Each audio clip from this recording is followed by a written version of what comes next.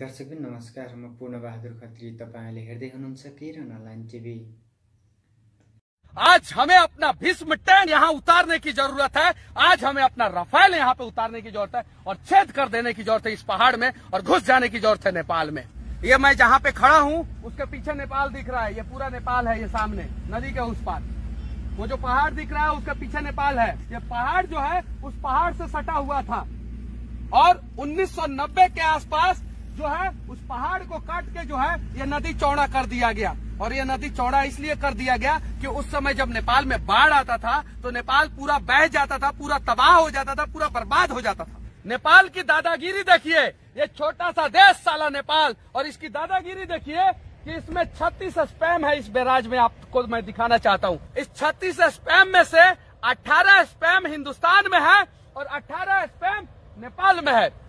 हिंदुस्तान ने 18 स्पैम का रिपेयरिंग कराया है, लेकिन नेपाल जो है वो 18 स्पैम का रिपेयरिंग नहीं करने दे रहा है। पता है क्यों? दादागिरी है नेपाल का। और इतनी बड़ी दादागिरी है कि बिहार बाढ़ में मर जाए, डूब जाए, कोई मतलब नहीं, क्योंकि अगर वो 18 स्पैम टूट भी जाता है तो बाढ़ आएगा बिहार में, नेपाल में नहीं। ये सोचिए। और इस बात को मीडिया नहीं दिखाता है कि बिहार क्यों डूब रहा है। पंजाब में बिहार से ज्यादा बाढ़ आता था, लेकिन पंजाब जो है भाखड़ा नंदन बांध बनवाया और पंजाब में आज 80% कम बाढ़ आता है।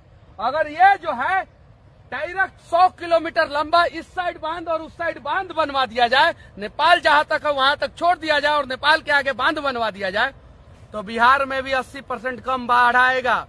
लेकिन वाल्मीकि नगर में नीतीश कुमार आते हैं, विकास करने के नाम पे विकास पैदा करने की कोशिश करते हैं वाल्मीकि नगर में, लेकिन ना वो विकास कर पाते हैं और ना ही विकास पैदा कर पाते हैं। नरेंद्र मोदी जी, आप राष्ट्रवादी सरकार के राष्ट्रवादी प्रधानमंत्री है। इस नीतीश कुमार के साथ मिलकर रहोगे तो आपका भी छवि जो है धूमिल होगा। ये पूरा सामने दिख रहा है मोदी जी, मैं दिखा रहा हूं आपको। ये सामने जो दिख रहा है ना मोदी जी, ये पहाड़, ये हिंदुस्तान का पहाड़ है जिसपे नेपाल का कब्जा है। ये पहाड़ का इस साइड हिंदुस्तान होना चाहिए, लेकिन इस साइड नेपाल आ चुका है। वो जो सामने पहाड़ दिख रहा है ना, उस पहाड़ का इस साइड हिंदुस्तान है। हम पाकिस्तान और चाइना को सबक सिखाने की बात करते हैं और ये साला टुटपुजिया नेपाल जो है हमारे लोगों पे गोली चलाता है। पूरे बिहार में सबसे ज्यादा जंगल जो है वाल्मीकि नगर में है और नीतीश कुमार जी इस जंगल में मंगल करने आते हैं कि वाल्मीकि नगर का विकास करने आते हैं। आज तक वाल्मीकि नगर के लोगों को भी पता नहीं चला। बिहार के लोगों की तो बात ही दूर की बात है। पता नहीं प्रशासनिक अधिकारी जो है और नेता जो है, पता नहीं सरकार को बताते हैं कि नहीं बताते। ये डैम जो है जर्जर हो चुका है। अगर किसी दिन ये डैम टूट गया ना तो पूरा बिहार बर्बाद हो जाएगा। ये टुटपुजिया देश नेपाल जब हमारे साथ धोखा कर सकता है तो हमारे देश के पास रफेल फाइटर है, यहाँ पे तैनात किया जाए और सीधा डैम वहाँ पे बनाया जाए और वहाँ पे रोका जाए पानी और इस साला नेपाल को सबक सिखाया जाए। इस नेपाल की वजह से पूरा बिहार जो है बाढ़ में डूब जाता है, मर जाता है। मैं ग्राउंड जीरो पे जाता हूँ और जीरो पे जाकर लोगों को बताने की कोशिश करता हूँ कि आखिर समस्या कहाँ है।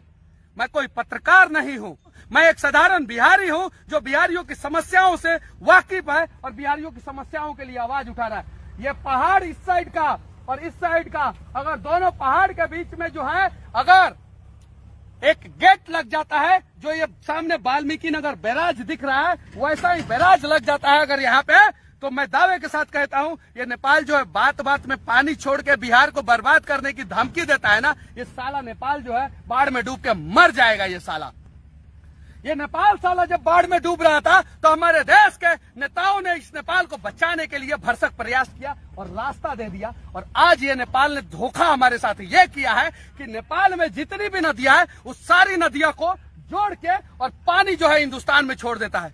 नेपाल का इतना हिम्मत और हौसला कब से हो गया कि ये साला नेपाल जो है हमारे देश के लोगों को गोली मार देता है और हमारा भीष्म टैंक जो है वो चुपचाप अपने घरों में सोया का सोया रह जाता है। मोदी जी आदेश दो और साला उतारो यहाँ पे 100 भीष्म टैंक, 5 रफेल फाइटर और हमारा मिराज और सुखोई जो है उतार दो और चीन और पाकिस्तान से बाद में लड़ेंगे। पहले इस साला नेपाल को सबक सिखा दो।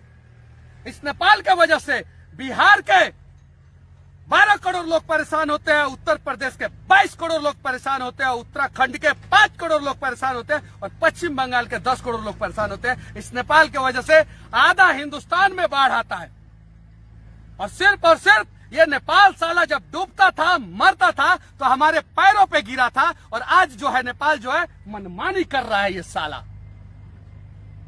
नेपाल में नमक का सप्लाई हिंदुस्तान करता है, नेपाल में अनाज का सप्लाई हिंदुस्तान करता है और यहां तक नेपाल में साला बिजली का भी सप्लाई हिंदुस्तान करता है। और यही नेपाल जो है हमारे लोगों को गोली मार देता है और हम चुप रहते हैं अपने घरों में।